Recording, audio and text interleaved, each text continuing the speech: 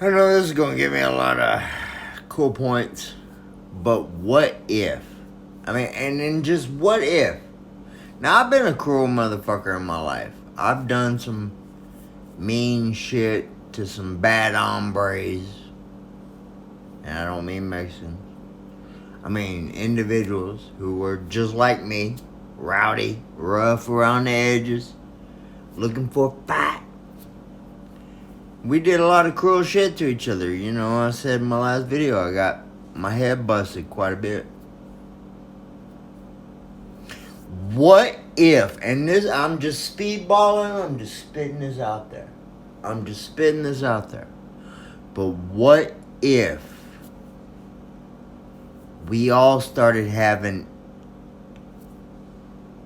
now I'm just spitballing, empathy for each other? And I mean not like each other, like your buddies, your homeboys, your compadres, your team, but like everyone.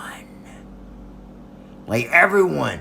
Like when you looked at that poor person, that homeless individual, that whatever, with his panhandling, and you think, drug addict, crack. Instead of doing that, what if you took some of your privilege and you just either tried to help them or ignored them or fed them? Like me, myself, we used to have a couple guys up here in the corner when Burger King was still in business. It's not anymore. And they'd have these signs up, need money for weed papers and this, that, and the other. And then there's some old ass crackhead, alcoholic, fucked off individuals, man. Like they gave up a long time ago. But they still had some kind of sense of humor about them. Anyway, what I would do is I would just go into the Burger King, get the 2 for $5, some fries, a couple soda pops, and take it to them. What are they going to say, no? I didn't have to give them their papers. I didn't have to give them any money so that they could go buy anything other than, I gave them food. Just straight up food. Here you go. And not food that they would have to lug around with them, like ramen noodles and that kind of shit, like a bag of food. But like food they could eat right now, sustain themselves, and keep begging for their habit. Now, whatever other people give them, whatever, that ain't on me, man. That's on the heart of the other man. I ain't mad at him.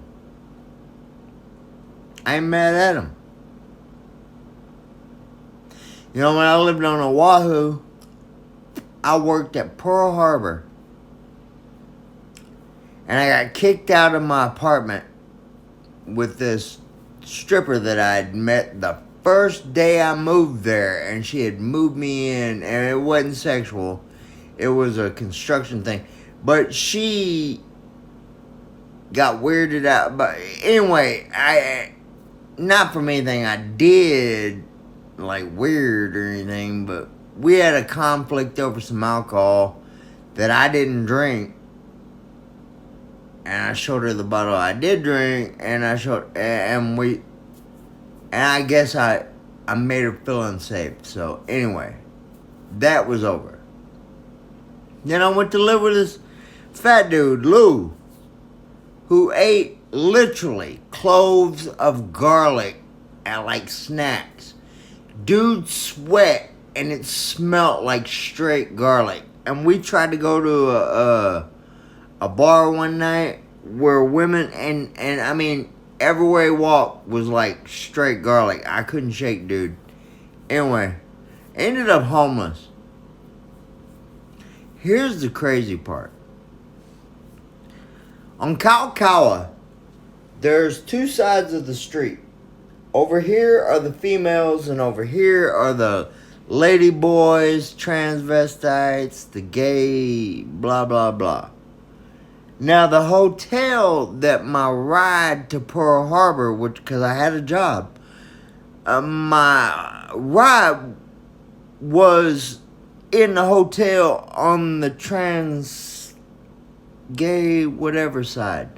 And I found this area of bushes where I could just lay down and I would be less obvious. Now I'm sleeping on my hard hat. I got all my clothes hidden in a strategic spot because I wash everything at the laundromat that's right down the road every day. I'm fresh, I'm clean.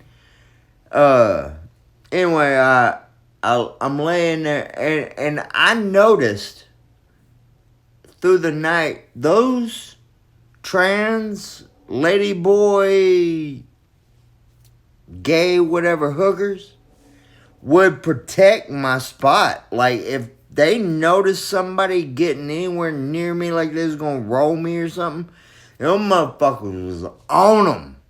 Like, on them. Like, they had me.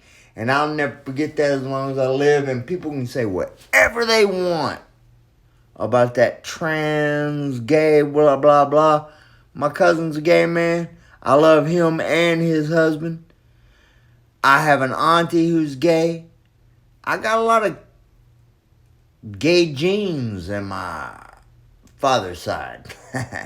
Family. But I'm going to say this. Most loyal, decent people. They had my back. They watched me. They guarded. They knew. See, and then I learned a couple months later from a pimp on the other side of the way. He was like, because I went from working, I started staying at the YMCA. It was like $600 and something every week, every 2 weeks, something. And I started staying there. And I was there for a good while, but I was walking down Kalakaua and I had already started working at the art gallery, Christian Reese Lassen for Christian. And I walked past this pimp and this pimp had gave me a joint when I first got there and it fucked me up. But I had walked past him and he goes, man, you know what? When you first showed up, we looked at you and was like, the street's gonna eat this motherfucker alive. This motherfucker ain't bound for shit. He said, but we watched you just grow and grow and grow and grow. And now you're like wearing fancy ass clothes and you ain't even doing nothing illegal. He was like, man, impressive. We're all impressed with you. And anyway, it was like, how do you take a compliment from a pimp? But I did. And that's what's up. Anyway, this is Gonzo and Gonzo out. Nonsense.